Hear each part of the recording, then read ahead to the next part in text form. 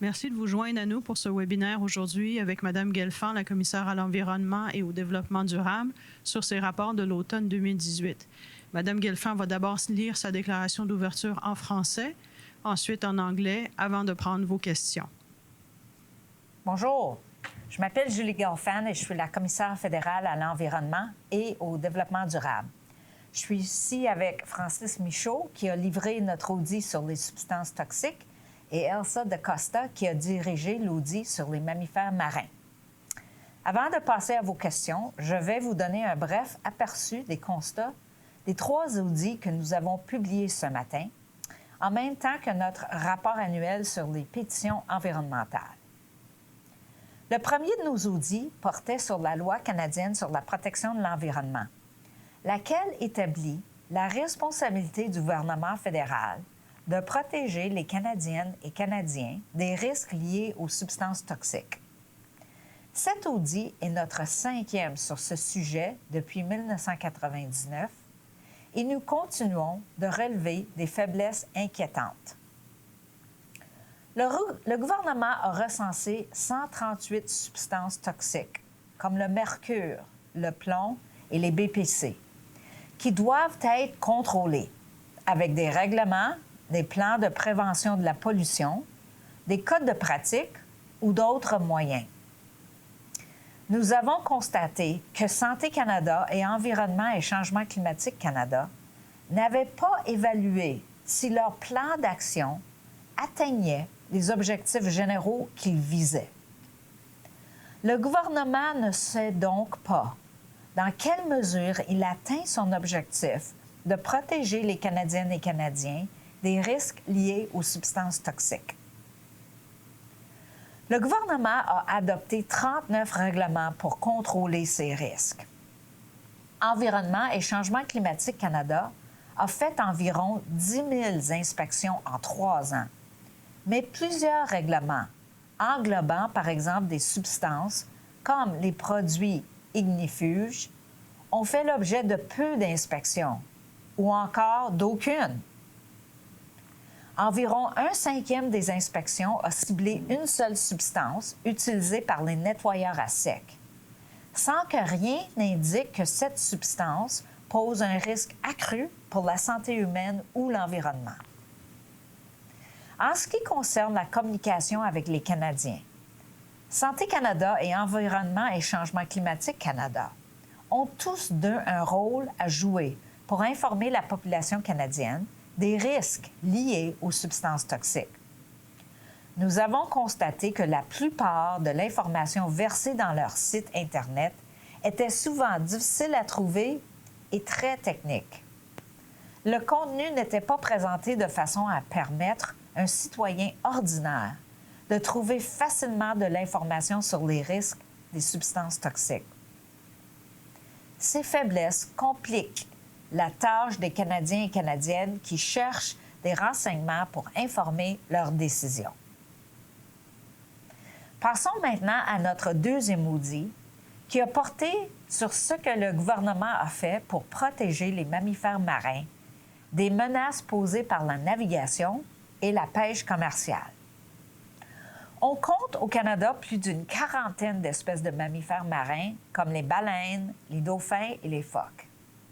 14 populations sont inscrites sur la liste des espèces en péril. Nous avons constaté que Pêche et Océan Canada, en collaboration avec Parcs Canada, Transport Canada et Environnement et Changement climatique Canada, avait été très lent à prendre des mesures pour réduire les menaces pour les mammifères marins. Ces ministères ont à leur disposition plusieurs outils pour protéger ces mammifères. Par exemple, ils peuvent créer des aires protégées. Ils peuvent imposer des limites de vitesse aux navires, fermer ou limiter certaines pêcheries, et ils peuvent fixer des distances sécuritaires pour l'observation des baleines. Nous avons constaté que pour la plupart, ces outils n'ont pas été utilisés avant que la situation ne devienne critique. En 2017, 12 baleines noires de l'Atlantique Nord chiffre qui est égal à 3 de la population mondiale de cette espèce en péril, sont mortes dans le golfe du Saint-Laurent. C'est à ce moment-là que les ministères ont pris des mesures pour protéger quelques espèces de baleines, par exemple en fermant certaines pêcheries et en limitant la vitesse des navires dans certaines zones.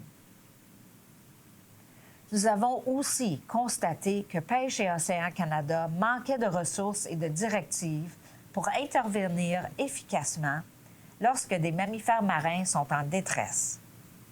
Chaque année, il y a environ 900 cas de mammifères marins en détresse et il y a très peu de gens qui ont la formation nécessaire pour leur venir en aide. Les mesures qui ont été prises récemment sont réactives, limitées et tardives. Elles viennent peut-être trop tard pour certaines espèces, comme les épaulards résidents du sud de la côte ouest du pays, qui figurent depuis 15 ans sur la liste des espèces en péril et dont la population se chiffre maintenant à 74. Les ministères doivent mener des actions soutenues pour gérer les menaces qui pèsent sur tous les mammifères marins. Je veux maintenant attirer votre attention sur les résultats de notre troisième audit. Dans cet audit, nous avons vérifié si les organismes fédéraux prenaient les mesures nécessaires pour que les considérations environnementales soient intégrées à l'information qui est fournie aux décideurs. Cela fait 5 ans que nous auditons cette question. En 2012, notre bureau a entrepris un programme sur plusieurs années afin d'auditer les 26 organismes gouvernementaux qui sont tenus d'évaluer les impacts environnementaux positifs et négatifs des politiques, plans et programmes qu'ils proposent. En 2015, nous avons constaté que les organismes vérifiés avaient évalué moins de la moitié de leurs projets. La situation ne s'est pas améliorée en 2016 ni en 2017.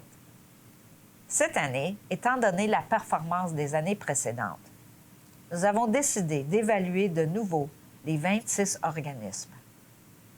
Nous avons été heureux de constater qu'ils avaient évalué les impacts environnementaux de plus de 90 des politiques, plans et programmes soumis à l'approbation du cabinet.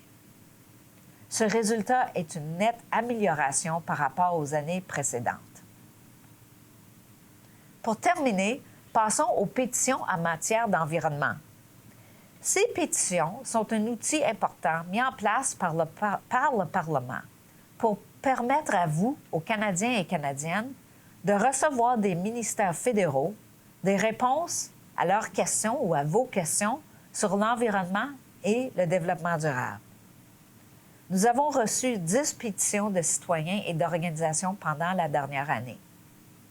Elles abordaient, entre autres, le programme 2030 des Nations unies pour le développement durable et la gestion et l'élimination des déchets nucléaires.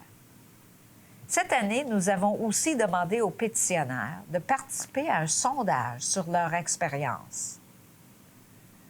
La majorité d'entre eux se sont dit déçus par les réponses des ministères, mais ils étaient disposés à se servir de nouveau du processus.